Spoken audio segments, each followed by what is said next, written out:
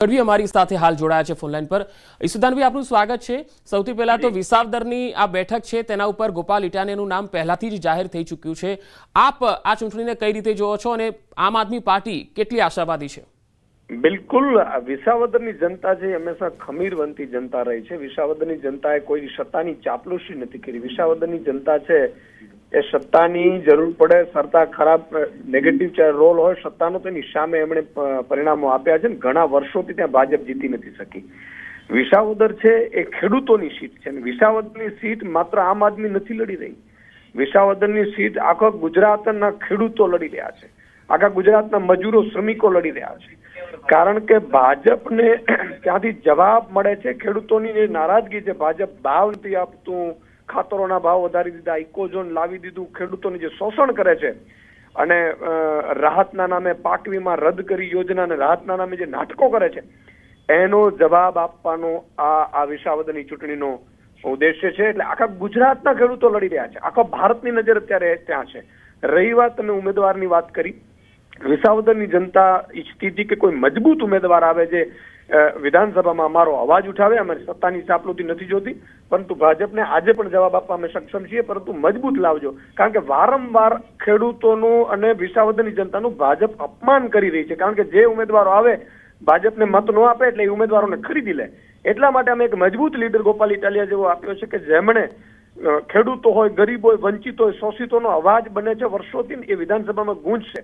અને એટલા માટે આજે વિસાવદરની જનતા છે એ ગોપાલભાઈને ચાહી રહી છે। 160 ગામ છે, એમાંથી 147 ગામમાં ગોપાલભાઈ પોતે પર્સનલી મીટિંગ કરી આવ્યા છે અને તમામના નામ નંબર લીધા છે। એમની રજૂઆતો લીધી છે, પ્રશ્નો લીધા છે, સમસ્યાઓ લીધી છે અને ગોપાલભાઈ એવું કીધું ચૂંટણી તો ગમે ત્યારે જાહેર થાય કે ન થાય, હું તમારી વચ્ચે છું, તમે મને સમસ્યા લખાવો। અને એમણે ઉકેલ લાવવાની પણ કોશિશ કરી હશે। તમે જોયું હશે મંડળીઓના પ્રશ્નો હોય, ખેડૂતોને ખાતરના પ્રશ્નો હોય, આ બધામાં ખેડૂતો સાથે રહી અને મુદ્દા ઉઠાવે છે। ઇકોઝોનના મુદ્દા હોય, ગોપાલભાઈ ઇટાલિયા ઉઠાવે છે। એટલે મને પૂરો વિશ્વાસ છે કે આમ આદમી પાર્ટી અને ગુજરાતના ખેડૂતો ફરીથી જીતશે। આ ગુજરાતના ખેડૂતો અને ગરીબ ને કચડાયેલો વર્ગ છે એ જીતશે। આજે ભાજપને જવાબ આપવાનો આ એક જ રસ્તો છે ને હું તમામ પક્ષના કાર્યકર્તાઓને કહીશ, વિસાવદરની જનતાના ભાજપના કાર્યકર્તાઓને કહીશ ને કોંગ્રેસના કાર્યકર્તાઓને કહીશ કે આ એ જ ભાજપ છે જે ખેડૂતોને શોષણ કરી રહી છે, ખેડૂતોનું લોહી ચૂસી રહી છે, પાક વીમા યોજના બંધ કરી છે, વિસાવદરમાં વારંવાર એનું અપમાન કરીને ધારાસભ્યો ખરીદ્યા છે આ ભાજપે રૂપિયાના બરે। એને જવાબ આપવાનો સમય છે ત્યારે તમામ પાર્ટીના લોકો પણ એક થઈ અને ખેડૂત બની અને આ ચૂંટણી લડે એવી મારી પણ વિનંતી છે।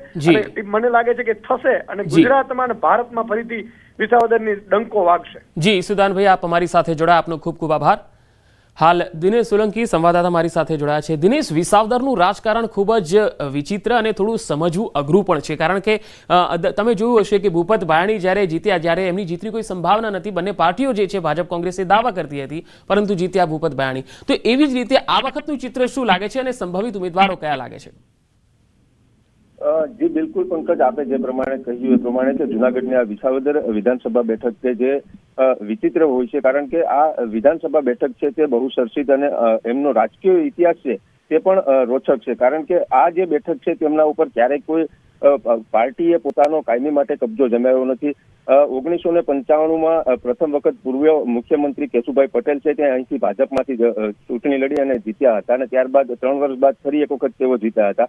2 વખત હર્ષદ રીબડિયા કે જેઓ કોંગ્રેસમાંથી આ વિધાનસભા બેઠક છે તે જીત્યા હતા અને ત્યારબાદ વચ્ચેની જો વાતચીત કરવામાં આવે તો આ બેઠકમાં ક્યાંક ને ક્યાંક અલગ અલગ પક્ષો છે તેઓ વિધાનસભાની બેઠકો છે તે જીતતા હોય છે। ત્યારે અહીંના જે મતદારો છે તેઓની જો ખાસ કરીને વાત કરીએ તો અહીંના મતદારો છે તેઓનું એક અલગ જ માહોલ હોય છે, કારણ કે મતદારો છે તે વ્યક્તિને જોઈ છે, કોઈ પાર્ટીને જોતા નથી। ભૂતકાળની અનેક વિધાનસભાની ચૂંટણીઓની જો આપણે ચર્ચાઓ કરીએ તો અલગ અલગ ઉમેદવારો છે તે આ બેઠક ઉપરથી ચૂંટણી જીતે છે, ક્યારેક કોઈ એક પાર્ટી આ બેઠક ઉપર ચૂંટણી જીતતી નથી। એટલે હવે જયારે ફરી એક વખત પેટા ચૂંટણીની જાહેરાત થઈ છે, ભૂપત ભાયાણી કે જેઓ 2022 સામાન્ય ચૂંટણીમાં જી દિનેશ, આભાર માહિતી આપવા માટે।